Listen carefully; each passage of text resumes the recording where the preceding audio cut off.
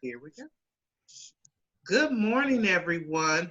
Welcome to Tuesday Talks. I am your host, Kim Riley, founder of the Transition Academy. And we are really excited today to start off the program with a really inspirational story. But I thought we'd kind of back up a little bit and talk through Tuesday Talks. Um, Back when COVID hit, we were just kind of trying to all figure out what was going on. And I just felt compelled to bring us together in the disability community so that we can just kind of lean on and learn from one another. And so out of that came Tuesday Talks, which launched on March 31st. We have a 10 a.m. session and then an evening session at 6 p.m.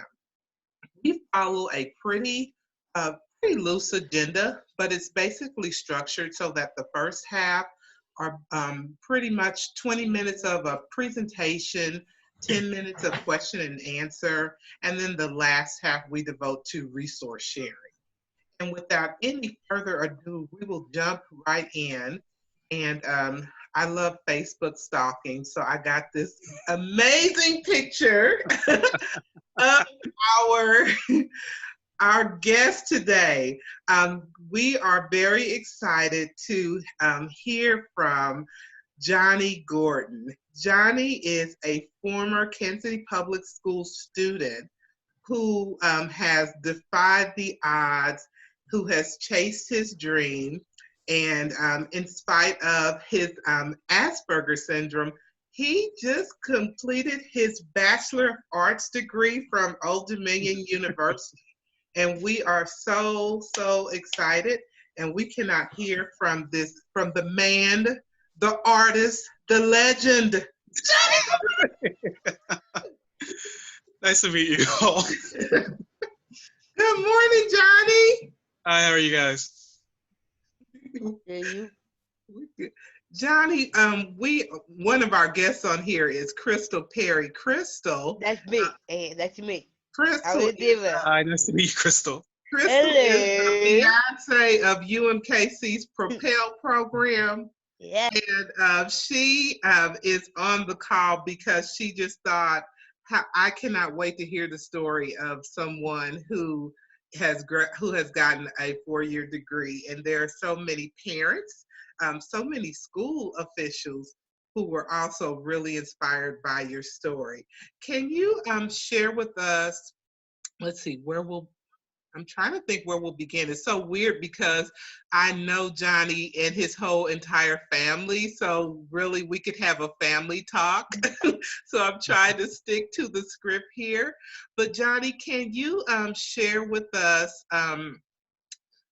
just your story of what it was like going through school, why you picked Old Dominion University, and share with us just being life as a college student? I guess I can start with just, I would say, getting to the point after I graduated from high school itself. Because around that time, like for like what it was like 18 years or so, like, we didn't even know that I had Asperger's or autism, anything like that. We didn't figure that until way later. Like I would say, it was around the first year, right? You were 18 right after you graduated. Yeah, like right before I started school, at ODU, we found out, and it was actually really interesting experience for me at the very least. Just like because my mom brought me into like the bedroom, and just she brought a way of like easing me into the transition of realizing that I had this sort of thing. Essentially, just she gave me an article, relating like how certain people with Asperger's were lived.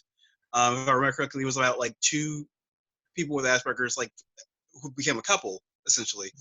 And at the very first, like I was just like, okay, this is interesting, article to read. And I read it through. I was like, but I didn't realize what was going on at first. I was like, I wonder what this has to do with me though. and she did in her best way she could just explain to me what was going on. And after she had talked to a couple people about it, we came to the conclusion that I may have had Asperger's. Initially, I wasn't I wasn't necessarily stumped, but I was just more or less surprised than anything else. Mhm. Because in certain ways, I was just like, I didn't think this sort of thing would happen to me. But like as I, backtrack a lot of my life, just seeing, how I reacted to a lot of things, it became more and more clear. Um, and it got to the point where we went to, what was it, the psychologist's office or psychology office? We first went to your primary care physician and got the referral. And Right. then Mhm. we went to the psychologist's office, exactly, Spectrum. Yeah, oh yeah, spectrum psychology. Hmm. And they run a few tests, essentially just asking me, a few questions, have me, do a couple like online sort of tests just to see like my reactions to like specific situations. And then just asking me just like simple questions for like how I perceive people in my life, my own emotional reactions to a lot of different things. And just as time went by, it just became clear just how much of my life has been affected by that, and how much it kind of just affected like sort of my learning curve and just like how I address a lot of things, whether it just be in common like common life problems like such as like just common stressors as opposed to just like large stressors from like an educational and employment standpoint. And in a way, looking back, it felt really a lot more natural, honestly, and still does. But just realizing with that new perspective, it's just interesting to see how it played out because of that. And I definitely want to introduce your mom, the lovely and amazing Jennifer Johnson. Mom and Johnny, you all can kind of tag team, but can you kind of let us know some, just what made you think I need to look into this? Something is a little wrong here. How'd you get here? Well, initially, I was working for the Department of Corrections in Virginia. And with my supervisor, we were teaching evening classes, and her daughter was diagnosed with Asperger's. And we would, share stories about kids back and forth, amazing things, different things, funny things. Her daughter went to Virginia Tech.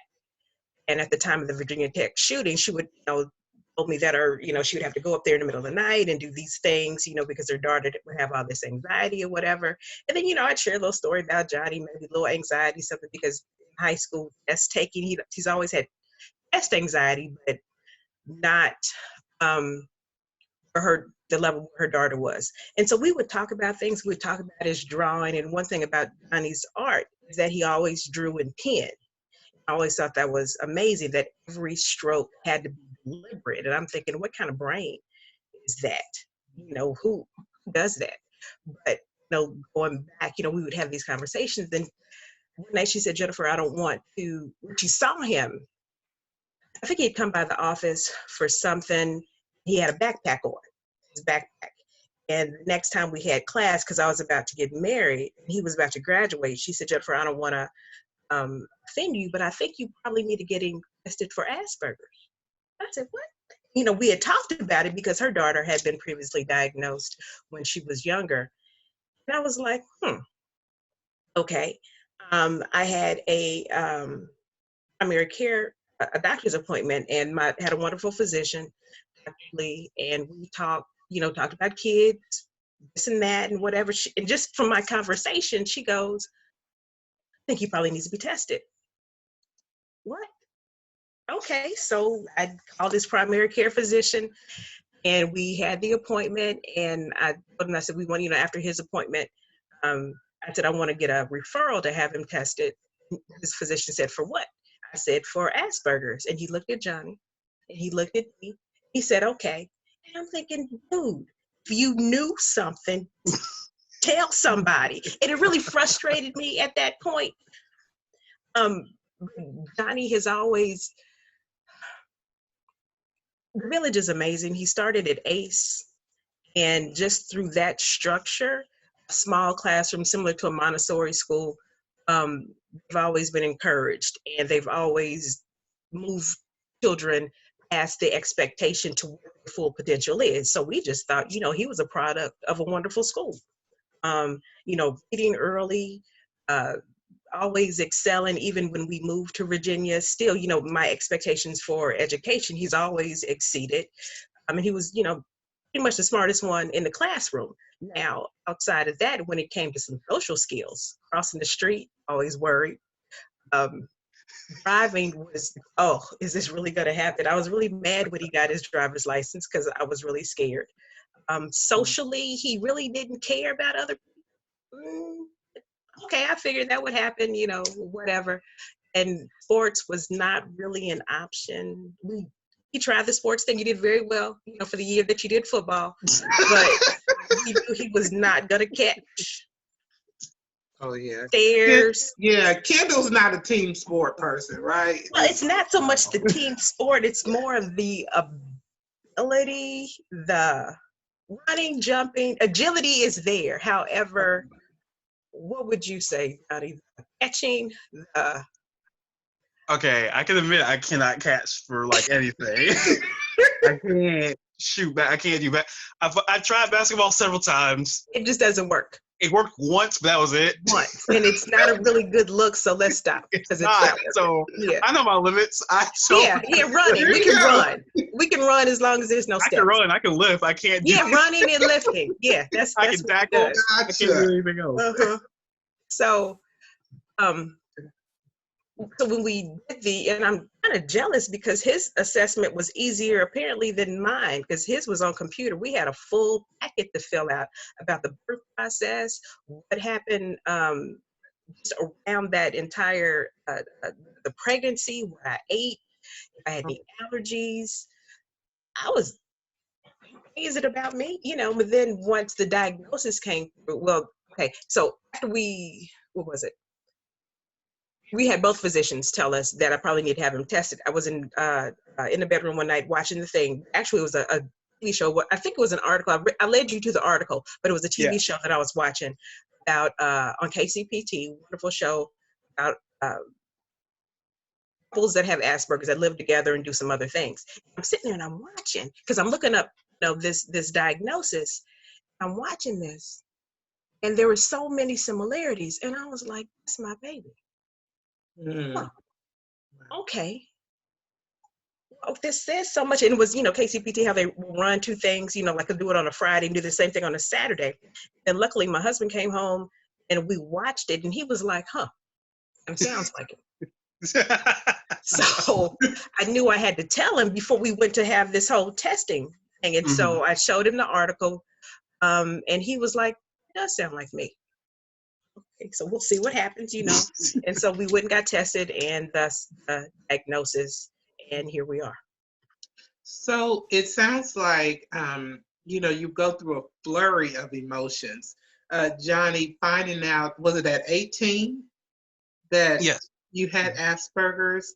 How did you feel? Did you feel like, oh no, or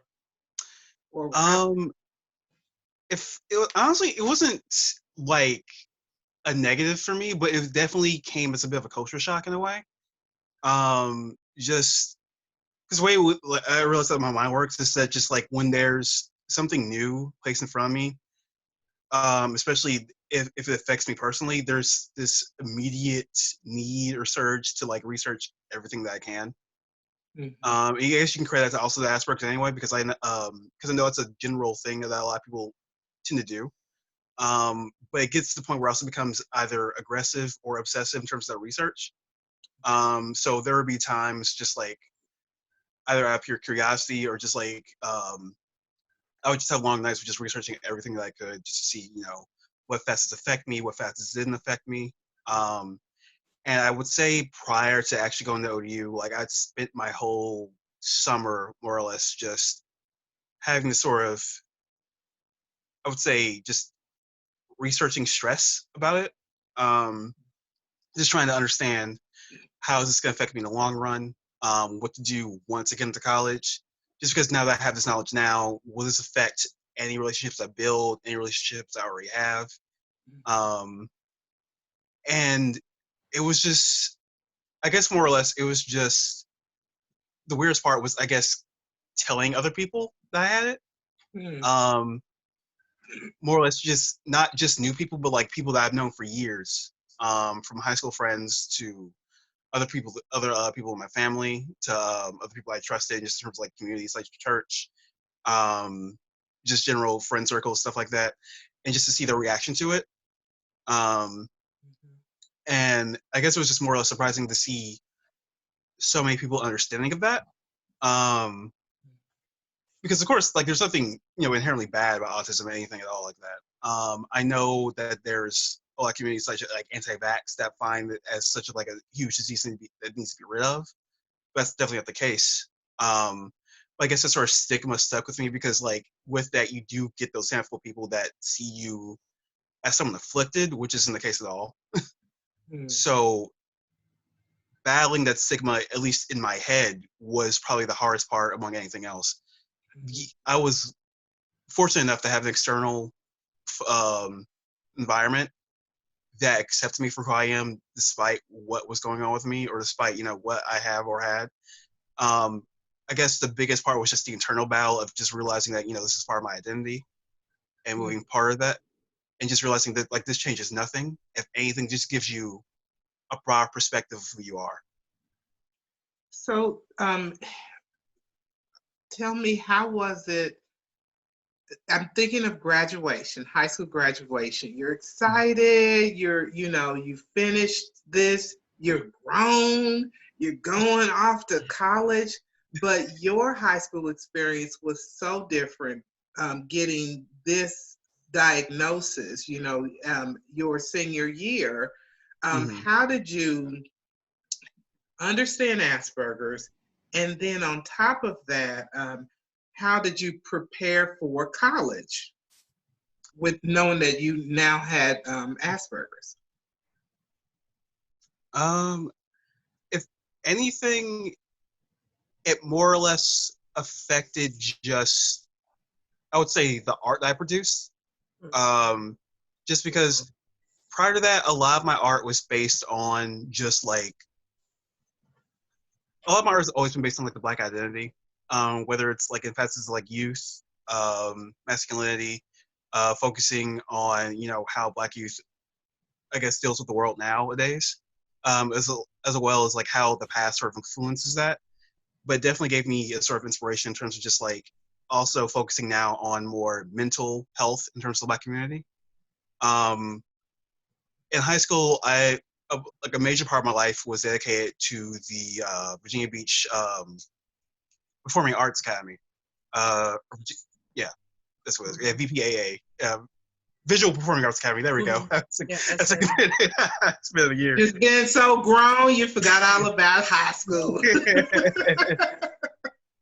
But yeah, in that, essentially their main goal was to have each kid that's in part of it just find their foundation in terms of the arts, find that sort of source of creativity and just keep rolling with it.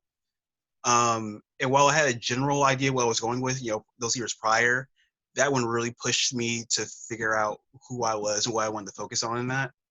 Because I guess going into high school, even like in prior, like I knew I wanted to do something with art.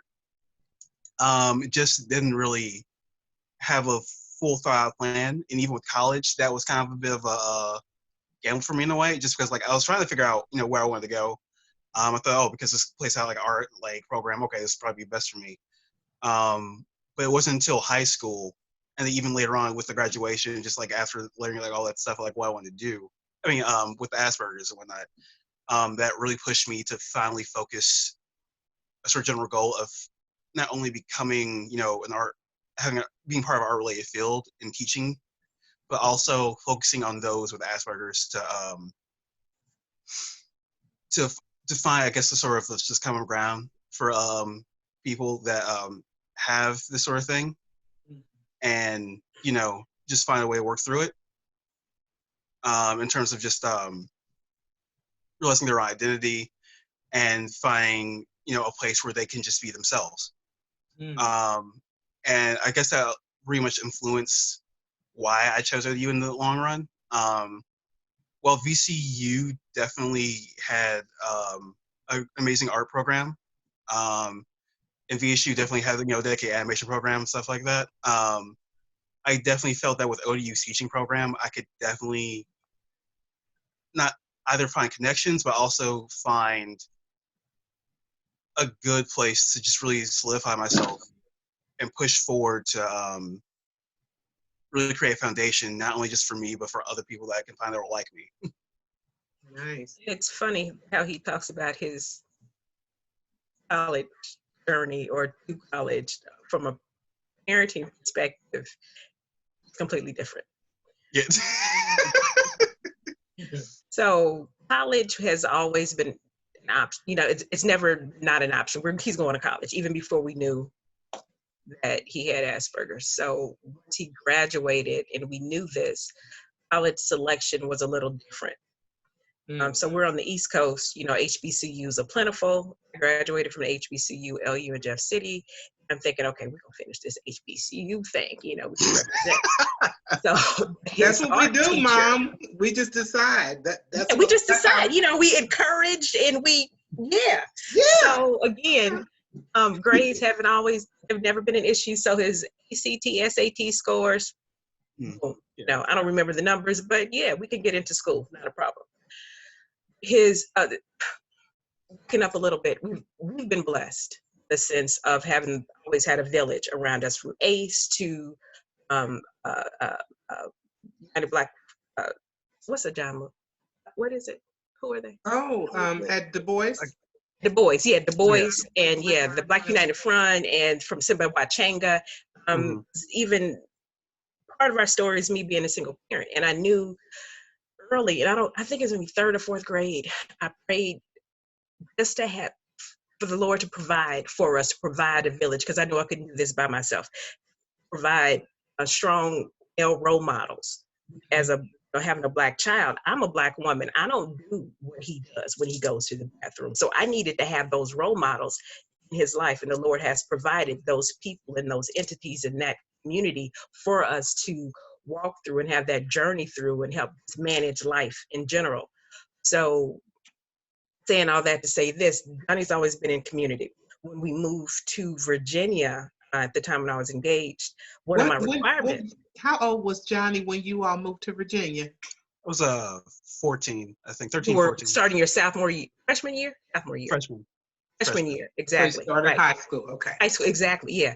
So one of my requirements was that it had, because I knew he was interested in art, that it have a strong art perspective. And we moved to Virginia Beach, and the school that he went to was like maybe 5 blocks away, and they had an art, what was it, Johnny?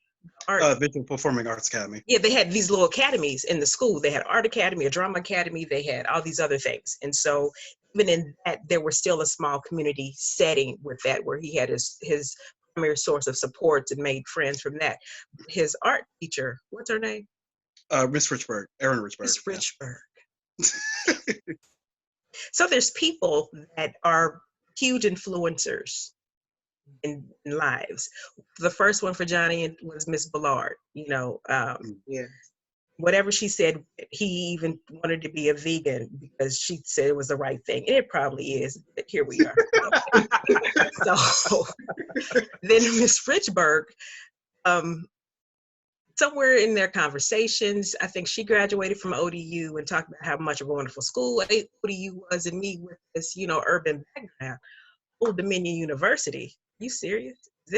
What type of oppression, lynching, what are we doing? We're in Virginia. We're not Old Dominion. Can we move forward? Can we not change that name to something inspiring? And it was rough. So first I was that. But we did some other college tours. Let's just see what's out there. So Virginia State, all right, we're going to go, we're going to sign up for this college tour. We're going to go. So Johnny went, and so we took, what's her name? Simone.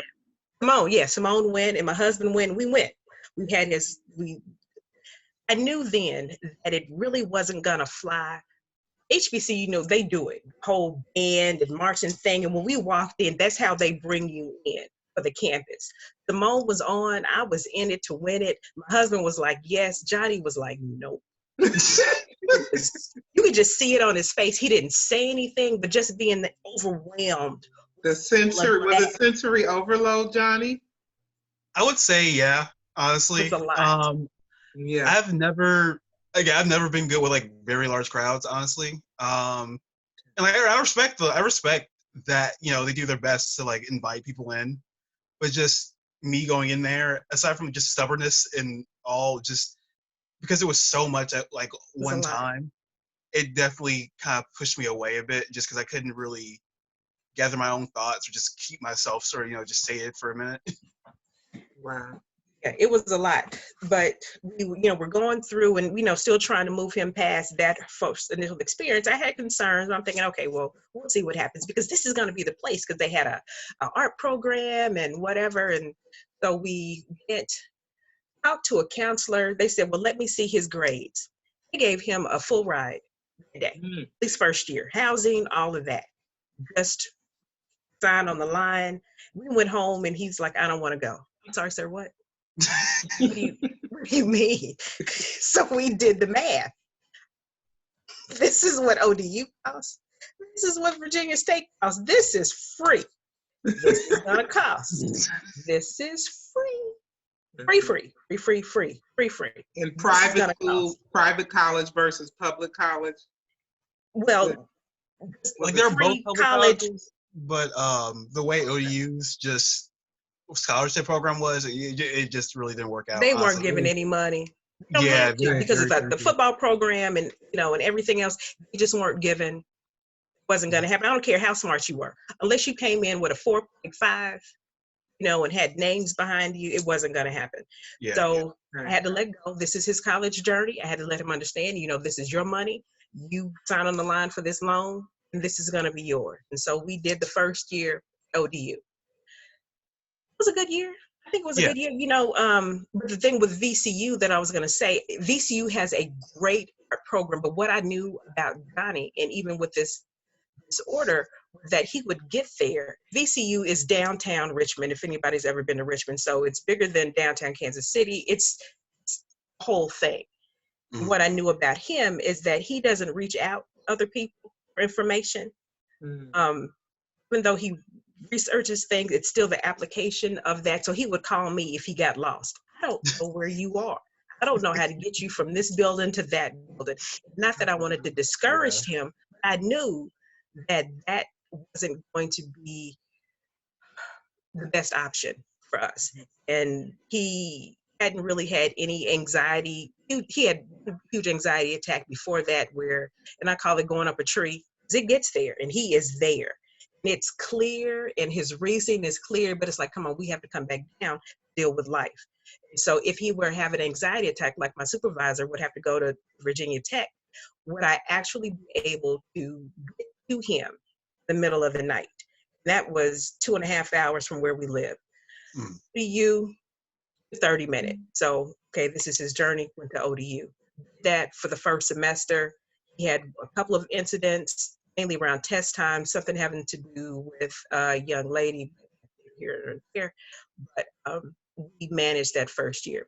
Second year, because I got married and our taxes, financial aid looked different, we did go to Virginia State the second year. This is how the Lord provides and looks out for you. The HBCU, all the roommates that Johnny could have had, he had the best one. What was your roommate's name? God, I don't even remember. That sucks. What was so different about him versus all the other roommates? Funny enough, you had the only what? I had the only white roommate in HBCU. The only one. So when it comes to protection, it's what he needed. So we didn't have to worry about, being externally motivated, all those other factors. So the roommate situation was great. The only thing he was frustrated by was the art academy, the art program. They were not being funded as he thought we should have been, nor I. Mm-hmm. Johnny has this thing about education. It's an expectation that it should be what you said it should be. If you write it on the pamphlet, this is what it should be. Oh, wow. You said it was going to be this great. You said you were going to do these things as an instructor. You've got to do these things. And if you don't do that, you have disappointed me and I can't trust you. Yeah. Like the educators I had, they were great and they did the best that they could. Especially one of them in particular. One of my favorite ones, his name was like Miguel Fisher. He was I think he was a VCU alumni who came to VSU to teach. Helped me improve a lot of my drawing technique greatly. Just pushed me, be the best artist I could be. Just showed me a lot of these things I even figured. And going to his classes, like they were fun, they were great. The problem was that because we're so underfunded, there was only so much that we can do. Either from like a lack of models or just a lack of actual resources themselves. To the point where just like even with Amazon, you were using Prime, just get mail in like for supplies and whatnot. It just became such a hassle to get certain supplies that you would either have to sacrifice certain things in order to like to pass other classes or whatnot. And it was it just felt very unbecoming in that sort of way. And like like what Mom said, I definitely do hold a standard to a lot of things, whether it's going to like working a certain job or going through a certain educational system. Just like, and I realize part of me, needs to at sometimes just buckle down and just kind of roll the punches. But it can be very hard for me to understand that if this isn't like at least 60% what you said it was going to be. Mm-hmm. Then there's like she said, like there's no way I can trust you to do what you say you're gonna do. 60% is kind of low for you. Is it? 77, 32. Okay. Okay. Yeah. See, yeah. So Johnny, it sounds like you really did you have did Asperger's challenge you as far as academics? Were there supports, like disability supports that you had to call on to make it through school academically? Or were there supports that you had to kind of draw on to make it school socially? That's definitely a good question. So Yeah, isn't it? yeah. But I definitely Hilarious.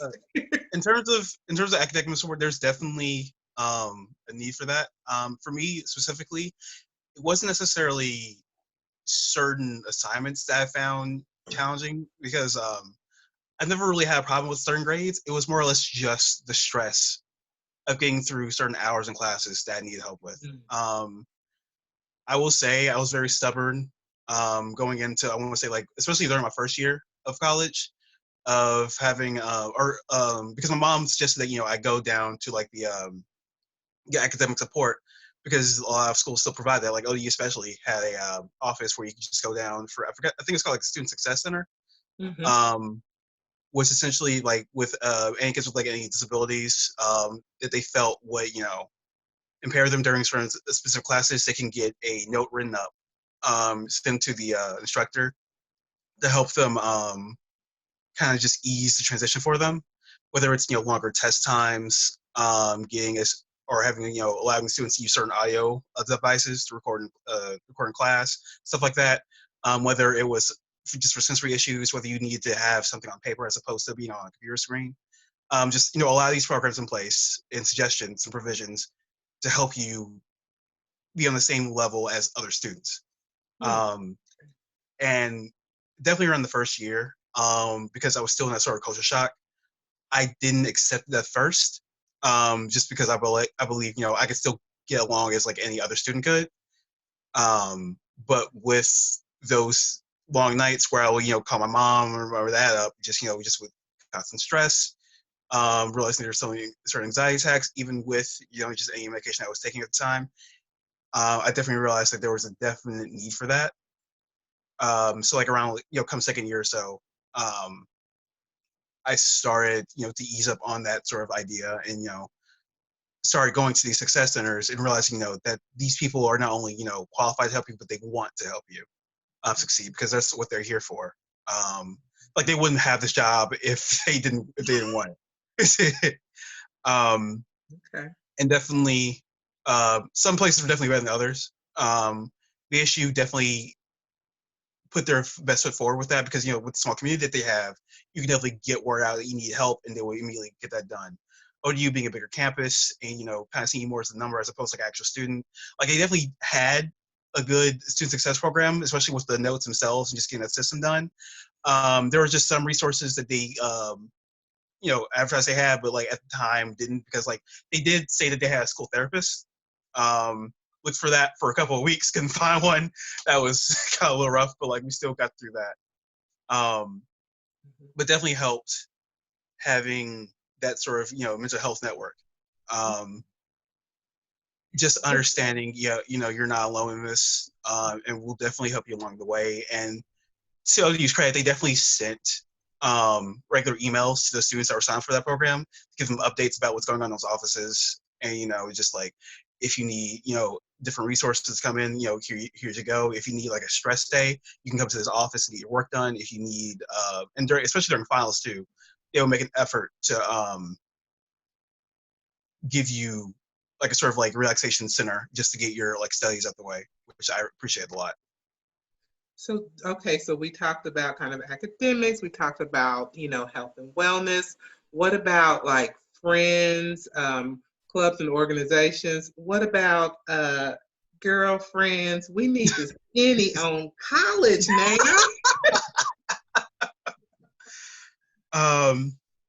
In terms of social life, I Mhm. will definitely say the first 2 weeks at ODU was definitely the most difficult I had.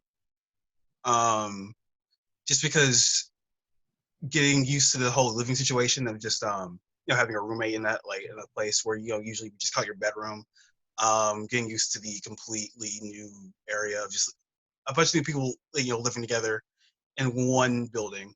Especially considering the fact that, you know, freshman dorms aren't usually the most lavish areas. They usually are just like hand-me-downs in a way of just like open things that they had before, just slightly refurbished. And I had the luxury of being in the annex of one of those old buildings, so not even like the main one. If your mom remembers, like Gresham East wasn't even like it wasn't even the main building. It was like an annex on the side of it, and that was just like because like I guess just because they couldn't find other places to put people, so I was like, okay, so I guess just dealing with this now. That's fun. Respected those standards. Yeah. Gresham was great compared to LU, so it was great. Yeah. But yeah, those first weeks were hard just because like I guess I was more or less just kind of silent because aside from my because like a lot of my friends from high school, you know, went different ways. Either going out of state, not going to college, just getting other stuff done. They may have like had different like school sets in mind. So going forward, it was definitely rough in a way. And I've always had problems keeping in touch with friends, even back home sometimes, just because like the anxiety of, you know, bringing up like old relationships back up again, and then just like thinking like, oh, okay, maybe because we haven't talked in a while, they may have forgotten about me, so there's probably no point. So that kind of, you know, dampened the mood for me. Mhm. And granted, I got along with my first roommate pretty well. But I always felt there was a bit of disconnect just because like we hadn't known like each other for like a while or anything. And granted, that I'm happy that relationship grew as time went by. But eventually it did become natural. Just talking to other people in that dorm. I'm like happy to say like I still have relationships with at least two or three people from that same very like freshman dorm room that for like what 4 or 5 years now. I talk to them on the regular. And mom's met a couple of them. They're great. Um, I think I remember because my mom even drove one with me to like a Comic-Con sort of thing situation. Um, but I was lucky enough to get these friends, especially just because we had shared interests. Just like one fateful night, like they were just they were just like watching TV or something, and I think like Batman came on of all things because that was like my favorite thing in the world. And just with that, I guess a bit of just that sort of obsession that you get, that's some kicked in because like with Batman or like you get for me anyway, I had a lot of like research obsession and interest with that. So it came to a point where later I just spent the night with them, just like relating like random tidbits, facts I knew. And it just kept going on, and we just, you know, started talking about other things, and just kind of like, you know, hit it off afterwards. Just started hanging out regularly, getting to the point where like this entire floor just became an entire community of people that we got to know. and it was real nice. And we had our own systems, had our own communication, and it felt natural, and it felt good to have people that I could rely on that didn't require me to always call my parents for, whether it be for stress or for anything else. And just understanding, this is how, adults, communicate. In terms of like relationships though, that's always been, it hasn't always been a challenge, but it's definitely had its own obstacles. Just because with that, I came to realize just in my head, that requires a greater level of trust and understanding in mind. And I'd always try to put my best foot forward in them, romantic wise, and just realizing, with that came a lot of overthinking on my end, because it was just trying to make sure that, I felt dedicated to this, and making sure, if the feelings I felt were real. Just because with autism, there's definitely this struggle to emotionally connect with a lot of people. And that led to me just thinking like, okay, am I doing this just because I want to, or because I feel like, since I've seen this before, this feels right. And I've had, girlfriends in the past, and it's always, it's always kind of like that sort of question, just like, okay, am I enjoying this relationship, or am I just thinking that because I've seen it like on TV, or I've seen it in real life? Therefore, because we're in this sort of, connection, this is how it should be. I've always kind of struggled with that sort of thing. And I think it came to the point, I want to say, it started my second, like around my second year, or like later in my first year, when I met someone recently named Melissa, who where that sort of feeling just felt natural.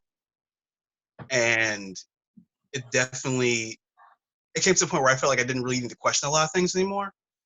And just, it came to a point where like, it felt like I could finally stop asking myself that, which felt like a huge weight off my shoulders. Well, we didn't necessarily date for those first years, just getting to know them, that time up to the point where we actually started dating, I would say like, what, 2 years ago or so. Um, it felt good, because like, I just didn't, that question just faded away as time went by. Okay. Well, how about, well, thank you so much. I thought you were going to play me off and ignore the dating romance questions. So, and I was going to let you slide. So thank you. Because if you did, his mother would have said, yeah, he keeps a girlfriend. Okay. That has not been a challenge. Okay. I mean, they've been nice girls. They have. They really have. Come in with some such and such is going to be here. Okay, who's this on the couch? Then at the same time, I mean, we have collectively 5 children between my husband and myself. And so, managing relationships and girlfriends with, boyfriends with the others. So we have to keep that, what's the word I'm looking for? Just as natural as we can, and still with each one, making sure that the relationship is healthy, making sure that they're not taken advantage of. We've got 3 girls, 2 boys. And so whatever the case, having those conversations about sex, about, is this good for you? Are you doing more than, you need to do? Do you need to pull back? Is this healthy? So we've had those conversations with all of them. And, and trying to manage what it looks like for each one, with whether it's with Asperger's or anxiety or whatever the case may be. Well, we are just about running out of time here. We have about 12 minutes, and I want to open it up for questions. If anyone has questions for Johnny or his amazing mom, Jennifer, this is your time. Jump right in.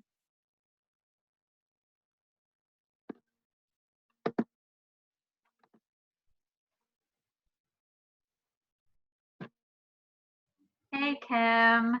Hey, Danielle. Nice to see you. Hi, Johnny, and hi, Jennifer. Hi, how are So you? nice to meet you. Thank you Nice so to meet much you. for sharing your stories. I was curious, so working in the like K through 12 educational platform, I do get phone calls from parents sometimes, and it doesn't seem like this was necessarily the case for the two of you, but maybe, you know, a student is struggling, but a lot of time has passed and parents don't know, like, do we pursue an evaluation? Do we look into these things to see if there's a diagnosis that may be associated with some of these struggles that I'm seeing in my student? And I'm curious from both of you, sorry, there's so much action happening in my house. Do you feel like,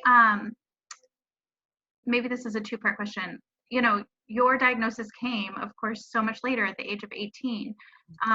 Do you feel that it would have helped to have known sooner, earlier? And would that have impacted? It sounds like Johnny was such a great student and he was succeeding academically that there really wasn't maybe some of those concerns, Jennifer, that other parents have if their student is struggling or they're acting out and getting in trouble.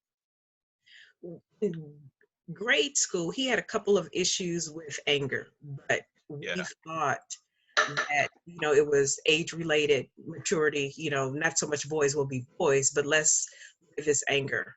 Because it was very aggressive. It was more like he would, like Goku, what was that, Johnny? The characters, he was just like, Oh, like Goku from Dragon Ball Z. building. Yeah, it was crazy. And it would take so much to bring it down. Even when he was a baby going back to it, he wouldn't self-soothe. So I would say, yes, it is worth it. And actually, my oldest daughter has a beautiful 2-year-old Nasir who has been recently diagnosed. He is nonverbal, beautiful, beautiful mind, puts puzzles together like it's nobody's business. But she noticed, and his father is actually an educator, she noticed that he was losing words and his sounds weren't developing. She immediately got assistance. What that assistance looks like, unfortunately, from community to community, it's different. You want to definitely be your child's best advocate. Even now, with my husband, he's been reading more and more about Asperger's with Nasir, and his father bear coming out around Johnny. Mine has always been out, and you always want to be that advocate for your child. Make sure that they're being treated fairly. I mean, whether it's a diagnosis or not, but because my sister even asked me, you know, when do you stop being that helicopter parent? When they fly. You are always there regardless, you know. So it's when they say, you know, I'm okay, and you have to trust that you've done everything that you can. But if you know intrinsically that this is not safe, yeah, you get that testing. You go, but you make sure that you do all the reviews, ask people, ask, you know, doctor's office, you know, is this a good place for me, for my child? So yes. Yeah. So it's never too late. Never too late. But for us, medication,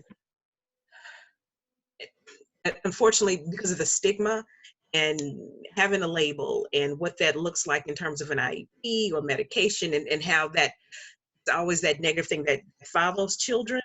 Mm-hmm. That wasn't an option for us early, because the only thing that we saw was the anger. And so we used some cognitive behavioral things and had a mentor for him, and I put him in some other programs just around me, and to understand that, to be able to help him manage his anger, anxiety.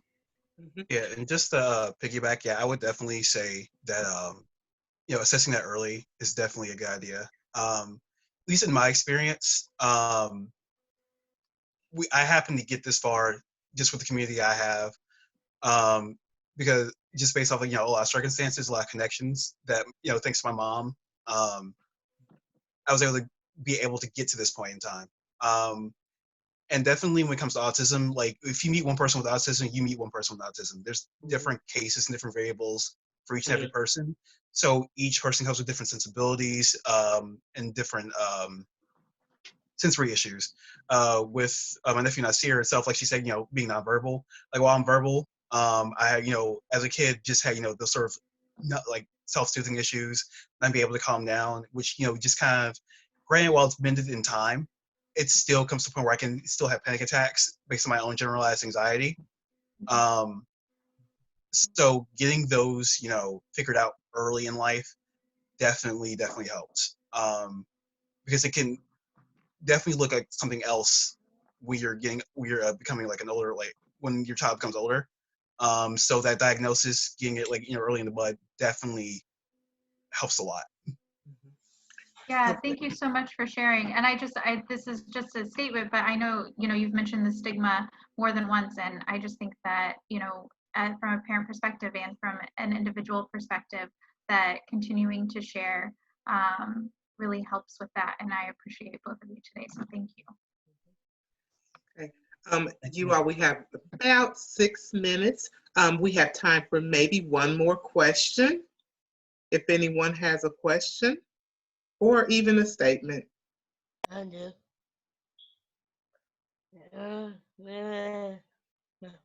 My friend said, about me, that's himself, me,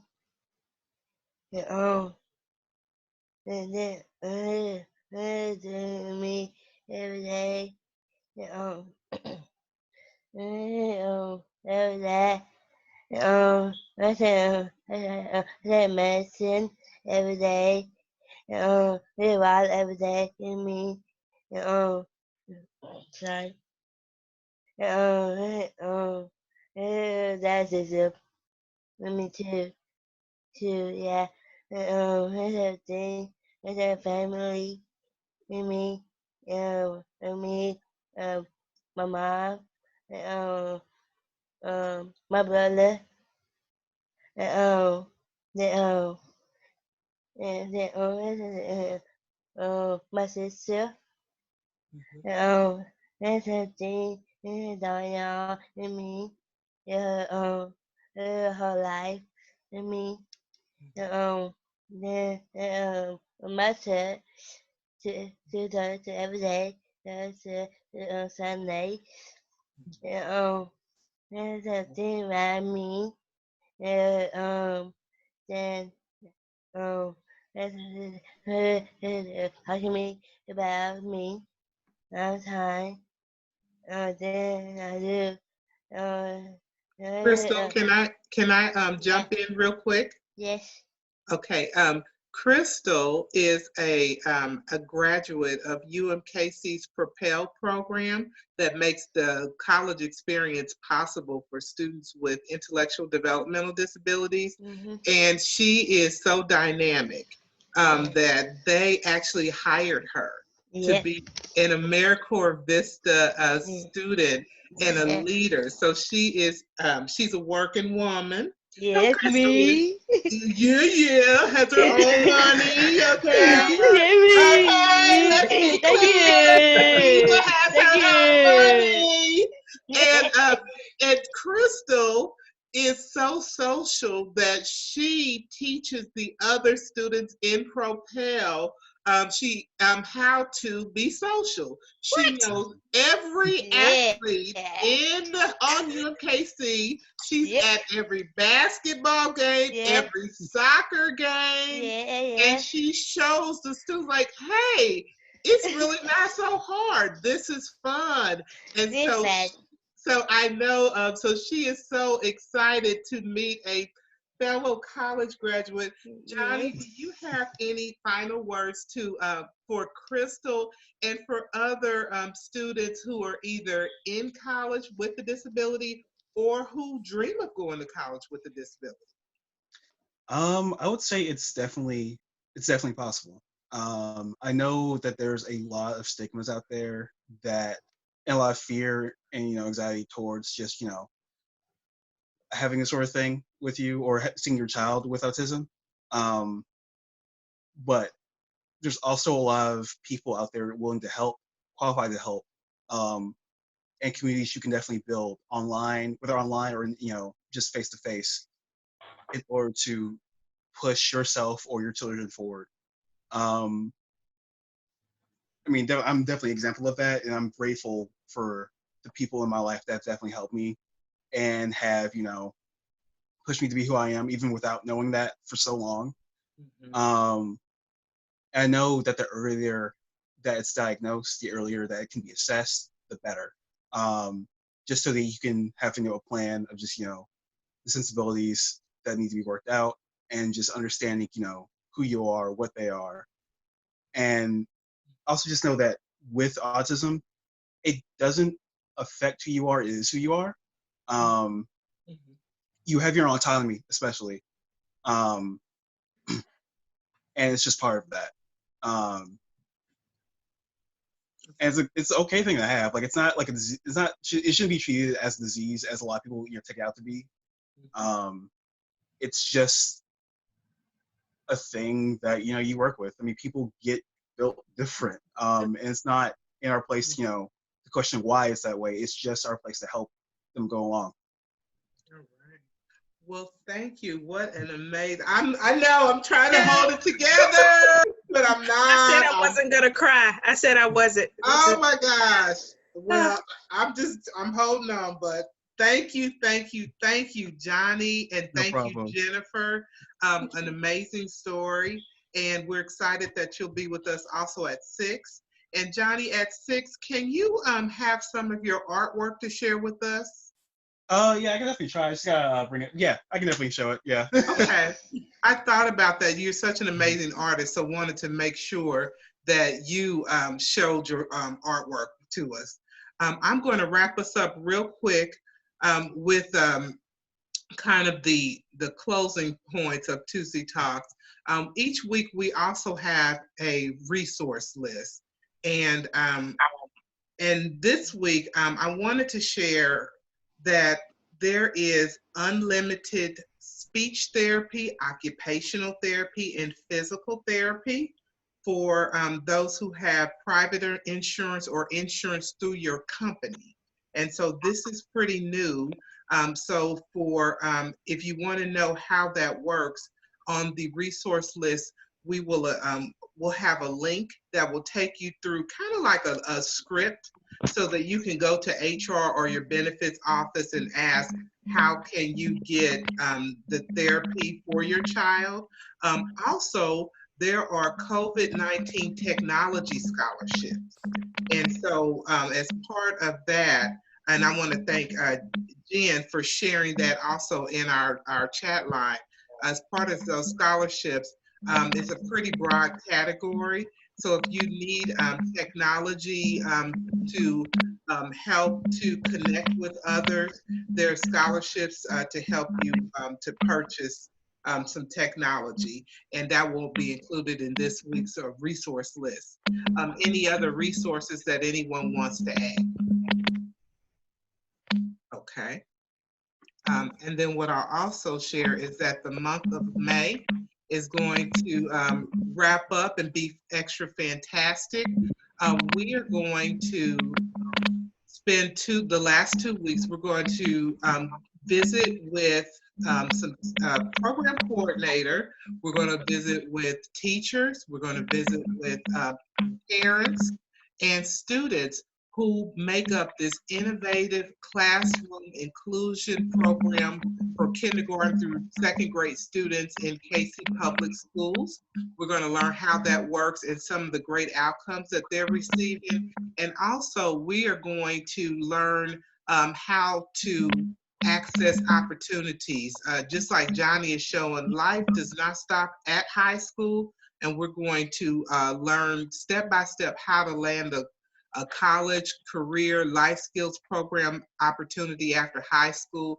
We're going to hear from the Department of Mental Health, Voc Rehab, on resources so that you can realize your dream and you can be amazing like Johnny.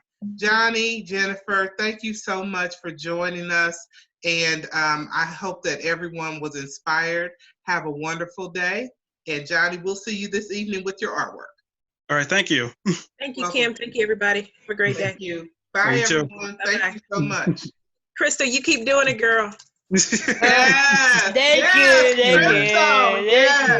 Thank you. It's funny. yes, she's the